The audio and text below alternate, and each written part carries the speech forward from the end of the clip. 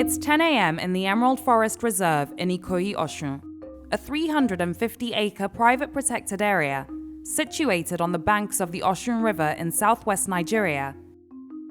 Committed to ensuring that both members of the community and the forests are sustained is Professor Akin Abayomi, Lagos State's current health commissioner. As a passionate environmentalist, he's been managing this farm and forestry reserve alongside his family since it was established in 2003. Over the past 2 decades, Professor Abayomi has not only fiercely protected and restored this ecosystem, but he's been able to develop a successful tropical agroforestry model, as he strongly believes that this is one solution to intense climatic shocks.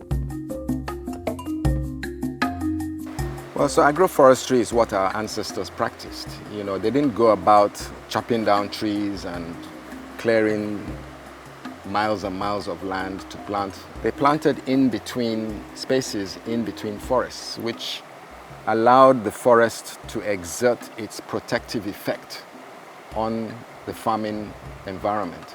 So the birds that live in these big trees will swoop down and feed on the insects that are trying to eat your corn or your cassava or your pepper or your tomato.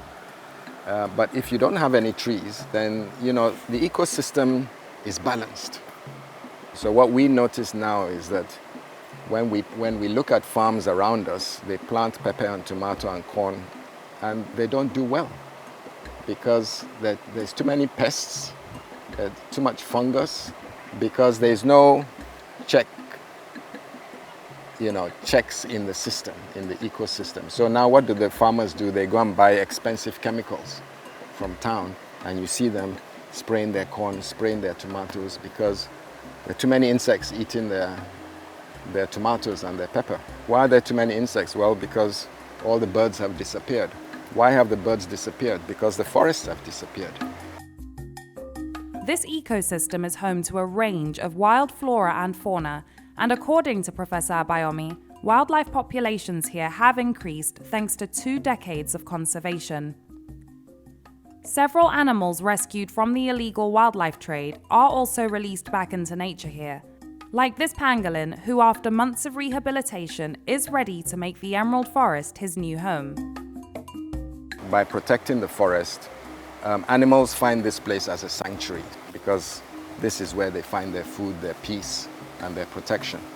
But additionally, we're creating this place as an animal rescue sanctuary. So animal lovers and wildlife enthusiasts find live animals that are on the wet market or on the side of the road that are meant for bushmeat. They buy them and they bring them to a number of enthusiasts who will look after them for a while and then bring them here. And then we release them into this natural reserve. Ọ̀dẹ́nimi tẹ́lẹ̀ bí ta ti ń pẹran ni prof wa tó ṣàlàyé bá ṣe lè bójútó oko wọn bí.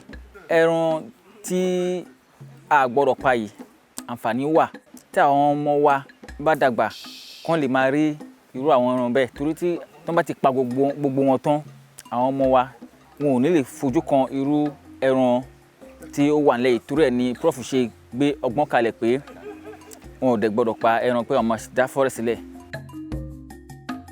A butterfly farm facility is currently being developed in the Emerald Forest. Butterfly farming can generate revenue as butterflies are raised for planned releases in zoological parks or gardens all over the world. Now, butterfly farming is not really a new concept, but it's majorly new in Nigeria. In parts of East Africa, a lot of farmers are into butterfly farming, where you get to farm your butterflies. You rear them and they are packaged and sent abroad. They're exported. Now, this is a form of revenue generation for the farmers. Apart from that, we also are about setting up training groups for the farmers. Like if we go around, we'll see that most of the forest cover around this reserve has been cut down. Most people don't know what the damage they are doing to the environment. And we as a body, we're trying as much as possible to reorientate them, to re-educate them. What are the other ways through which they can earn an income? Initiatives like this have improved forest conservation in other African countries like Kenya and Tanzania. When complete later on this year, the Emerald Indoor Butterfly Garden is expected to be one of the largest on the continent. The scale of bushmeat hunting and consumption in Nigeria today is unprecedented, and the illegal wildlife trade is of great concern to Professor Abayomi, who is committed to a One Health strategy as promoted by the WHO. The One Health talks about, human health in the context of environmental health and agricultural health. So you're only as healthy as the environment in which you live and the food that you eat. So if your environment is polluted, your water is polluted, the air is polluted, the food that you're eating is full of chemicals, hormones and pesticides and things like that, then all that accumulates in the body, and that makes you sick. Although protected, the Emerald Forest Reserve still faces serious threats. Right on the banks of the Osun River, the water flowing through the forest is affected by increasing levels of contamination. Evidence strongly suggests that illegal gold mining is a primary cause, with metals reportedly detected in these waters across the state.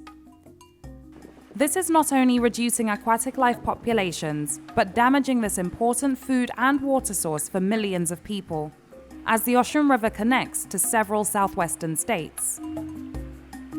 Regarding specifically this illegal mining, so it's further up north, and they use chemicals to separate the gold from the soil, and then they come and wash it in the river, and of course those heavy metals go into the water, and then they go into the food chain, the aquatic food chain and the human food chain.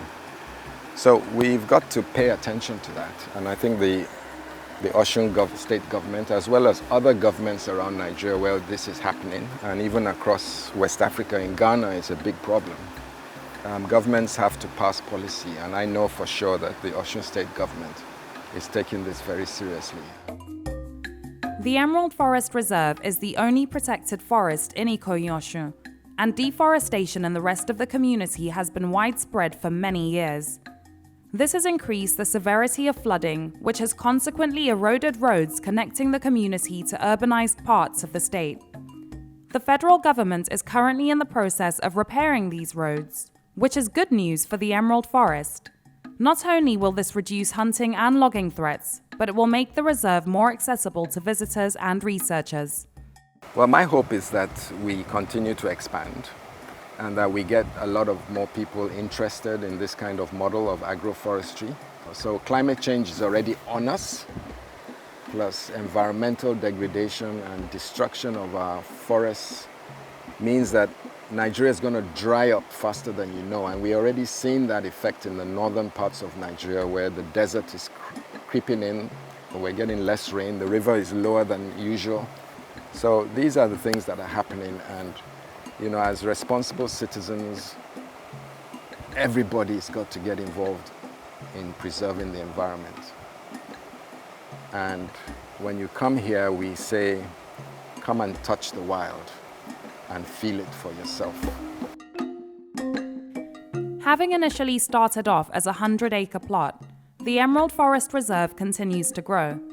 Through the promotion of agroforestry, the Abayomi family continues to prove that forests and agriculture can coexist without environmental harm. The hope is to continue to grow and restore the rich biodiversity of Ikoyi Osun by working with local communities and a strategic approach to coexistence. Laila Johnson-Salami, Arise News.